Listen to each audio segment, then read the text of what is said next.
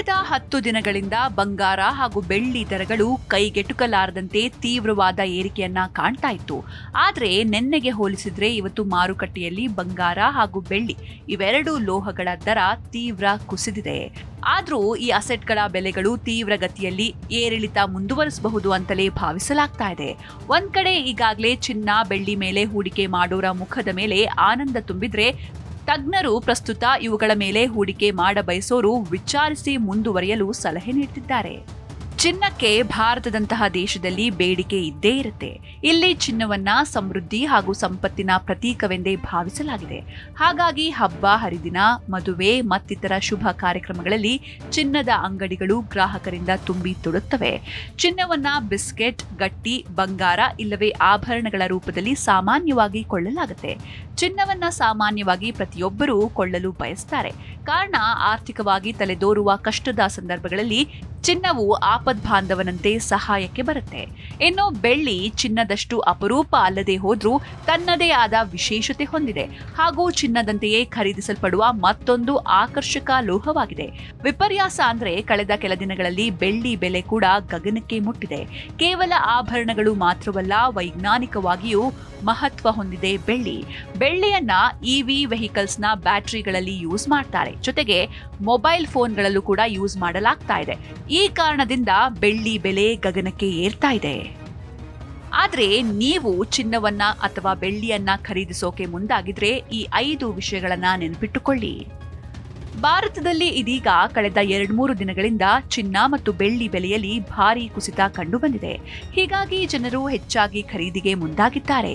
ಮತ್ತೆ ಬೆಲೆ ಏರಿಕೆಯಾಗುವ ಭಯದಿಂದ ಜನರು ಅತಿ ಹೆಚ್ಚಾಗಿ ಖರೀದಿ ಮಾಡ್ತಾ ಇದ್ದು, ಈ ವೇಳೆ ಕೆಲವು ಮುಖ್ಯ ವಿಚಾರಗಳನ್ನ ಗಮನಿಸಬೇಕು ಅಂತ ಹೇಳಲಾಗಿದೆ. ಅದರಲ್ಲೂ ಹೆಚ್ಚಾಗಿ ಚಿನ್ನಕ್ಕಿಂತ ಜನ ಬೆಳ್ಳಿ ಖರೀದಿಗೆ ಮುಂದಾಗಿದ್ದಾರೆ. ಭಾರತದಲ್ಲಿ ಬೆಳ್ಳಿ ಚಿನ್ನಕ್ಕಿಂತ ಅಗ್ಗವಾಗಿರೋದ್ರಿಂದ ಜನರು ಅದನ್ನ ಹೆಚ್ಚಾಗಿ ಖರೀದಿಸ್ತಾರೆ. ಆಭರಣಗಳು, ಪಾತ್ರೆಗಳು, ದೇವರು ದೇವತೆಗಳ ವಿಗ್ರಹಗಳು ಸೇರಿದಂತೆ ಹಲವು ವಸ್ತುಗಳನ್ನ ಬೆಳ್ಳಿಯಿಂದ ತಯಾರಿಸಲಾಗುತ್ತೆ. ಆದರೆ ಕೆಲವು ದಿನಗಳ ಹಿಂದೆ ಬೆಳ್ಳಿ ಬೆಲೆಗಳು ತೀವ್ರವಾಗಿ ಏರಿಕೆಯಾಗಿತ್ತು. ಪ್ರಸ್ತುತ ಫೆಬ್ರವರಿ 1, 2026ರಲ್ಲಿ ಭಾರತದಲ್ಲಿ ಬೆಳ್ಳಿಯ ಬೆಲೆ ಪ್ರತಿ ಗ್ರಾಂಗೆ ಸುಮಾರು 350 ಮತ್ತು ಪ್ರತಿ ಕಿಲೋಗ್ರಾಂಗೆ 3,50,000 ಇದೆ. ಅದರಲ್ಲೂ ಈಗ ಮದುವೆಯ ಸೀಸನ್ ನಡೀತಾ ಇರೋದ್ರಿಂದ ಖರೀದಿಗಳು ಮತ್ತೆ ಹೆಚ್ಚಾಗಬಹುದು. ಆದರೆ ಬೆಳ್ಳಿ ಆಭರಣಗಳನ್ನ ಖರೀದಿಸುವಾಗ ಕೆಲವು ಮುಖ್ಯ ಮುನ್ನೆಚ್ಚರಿಕೆಗಳನ್ನ ತೆಗೆದುಕೊಳ್ಳೋದು ಅಗತ್ಯ. ಇದರಿಂದ ನಷ್ಟವನ್ನ ತಪ್ಪಿಸಬಹುದು ಮತ್ತು ಶುದ್ಧ ವಸ್ತುವನ್ನ ಪಡೆಯಬಹುದು. ಭಾರತೀಯ ಮನೆಗಳಲ್ಲಿ ವಿಶೇಷ ಸಂದರ್ಭಗಳಲ್ಲಿ, ವಿಶೇಷವಾಗಿ ಮದುವೆಗಳಲ್ಲಿ ಚಿನ್ನ ಮತ್ತು ಬೆಳ್ಳಿ ಆಭರಣಗಳನ್ನ ಧರಿಸಲಾಗುತ್ತೆ. ಈ ಮದುವೆಯ ಋತುವಿನಲ್ಲಿ ಬೆಳ್ಳಿ ಬೆಲೆಯ ಇಳಿಕೆಯು ಸ್ವಾಗತಾರ್ಹವಾಗಿದೆ. ಆದರೆ ಖರೀದಿಸುವಾಗ ಸಣ್ಣ ವಿಷಯಗಳನ್ನ ಮನಸ್ಸಿನಲ್ಲಿಟ್ಟುಕೊಳ್ಳಿ. ಉದಾಹರಣೆಗೆ, ಪ್ರಸ್ತುತ ಬೆಲೆಯಲ್ಲಿ 10 ಗ್ರಾಂ ಬೆಳ್ಳಿ ಆಭರಣಕ್ಕೆ ಸುಮಾರು 3,500 ಖರ್ಚಾಗಬಹುದು.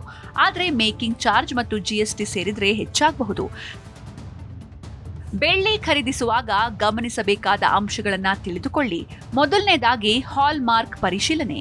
ಚಿನ್ನ ಖರೀದಿಸುವಾಗ ಜನರು ಕ್ಯಾರೆಟ್ ಮತ್ತು ಹಾಲ್ ಮಾರ್ಕ್ಗೆ ಗಮನ ನೀಡ್ತಾರೆ. ಅದೇ ರೀತಿ ಬೆಳ್ಳಿ ಖರೀದಿಸುವಾಗಲೂ BIS ಅಂದ್ರೆ bureau of Indian standard hall mark ಅನ್ನ ಪರಿಶೀಲಿಸಿ. ಇದು ಬೆಳ್ಳಿಯ ಶುದ್ಧತೆಯನ್ನ ಖಾತರಿಪಡಿಸುತ್ತೆ. ಹಾಲ್ ಮಾರ್ಕ್ ಇಲ್ಲದ ಬೆಳ್ಳಿ ಕಡಿಮೆ ಶುದ್ಧವಾಗಿರಬಹುದು. ಆದ್ರೂ ಹಾಲ್ ಮಾರ್ಕ್ ಮಾಡಿದ ಬೆಳ್ಳಿಯನ್ನ ಆಯ್ಕೆ ಮಾಡಿ, ಯಾಕಂದ್ರೆ ಇದು ಭವಿಷ್ಯದಲ್ಲಿ ಮಾರಾಟಕ್ಕೆ ಸಹಾಯಕವಾಗುತ್ತೆ. ಪ್ರಸ್ತುತ ಬೆಲೆಯಲ್ಲಿ ಹಾಲ್ ಮಾರ್ಕ್ ಬೆಳ್ಳಿ ಸ್ವಲ್ಪ ಹೆಚ್ಚು ದರವಾಗಬಹುದು, ಆದ್ರೆ ಅದು ಮೌಲ್ಯಯುತವಾಗಿರುತ್ತೆ. ಸಂಖ್ಯೆಗಳು ಅಥವಾ ಶ್ರೇಣಿಗಳು. ಆಭರಣ ಖರೀದಿಸುವಾಗ ಬೆಲೆ, ವಿನ್ಯಾಸ ಮತ್ತು ತೂಕದ ಜೊತೆಗೆ ಸಂಖ್ಯೆಗಳನ್ನು ನೋಡಿ. 9999 ಮತ್ತು 9995 ಶ್ರೇಣಿಯ ಬೆಳ್ಳಿಯು ಅತ್ಯುನ್ನತ ಗುಣಮಟ್ಟದ್ದು. ನಾಣ್ಯಗಳು, ಬಾರ್ಗಳು ಮತ್ತು ಪಾತ್ರೆಗಳಿಗೆ ಸೂಕ್ತ. ಇದು ಪ್ರತಿ ಗ್ರಾಂಗೆ 350ಕ್ಕೆ ಸುಮಾರು 99.99% ಶುದ್ಧತೆಯನ್ನ ಹೊಂದಿರುತ್ತೆ. 990 ಮತ್ತು 925 ಶ್ರೇಣಿಯ ಬೆಳ್ಳಿಯು ಆಭರಣಗಳಿಗೆ ಉತ್ತಮ. 925 ಬೆಳ್ಳಿಯು 92.5% ಸ್ಟರ್ಲಿಂಗ್ ಬೆಳ್ಳಿಯಾಗಿದ್ದು ಬೆಲೆಯಲ್ಲಿ ಸ್ವಲ್ಪ ಕಡಿಮೆಯಾಗಿರಬಹುದು. ಅಂದ್ರೆ ಪ್ರತಿ ಗ್ರಾಂಗೆ 323 ಅಥವಾ ಅದಕ್ಕಿಂತ ಹೆಚ್ಚು. ಈ ಶ್ರೇಣಿಗಳನ್ನ ಪರಿಶೀಲಿಸದಿದ್ರೆ ಕಡಿಮೆ ಗುಣಮಟ್ಟದ ಬೆಳ್ಳಿಯನ್ನ ಪಡೆಯಬಹುದು. ಇನ್ನು ಮೇಕಿಂಗ್ ಶುಲ್ಕಗಳು.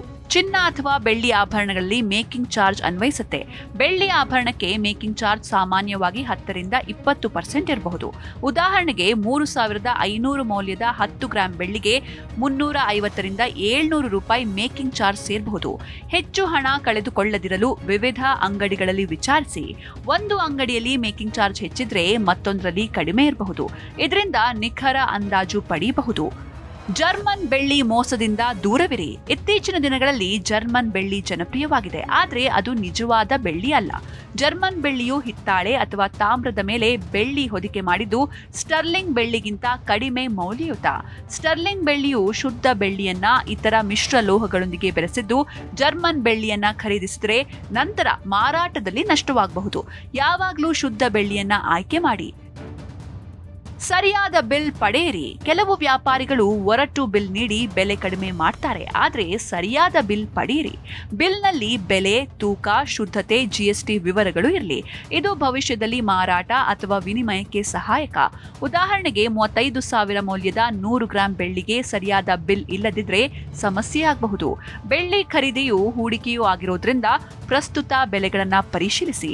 ಮದುವೆ ಸೀಸನ್ನಲ್ಲಿ ಬೆಲೆ ಏರಬಹುದು, ಆದ್ದರಿಂದ ಸರಿಯಾದ ಸಮಯದಲ್ಲಿ ಖರೀದಿಸಿ. ಈ ಸಲಹೆಗಳನ್ನು ಅನುಸರಿಸಿದ್ರೆ ಸುರಕ್ಷಿತ ಮತ್ತು ಲಾಭದಾಯಕ ಖರೀದಿ ಮಾಡಬಹುದು.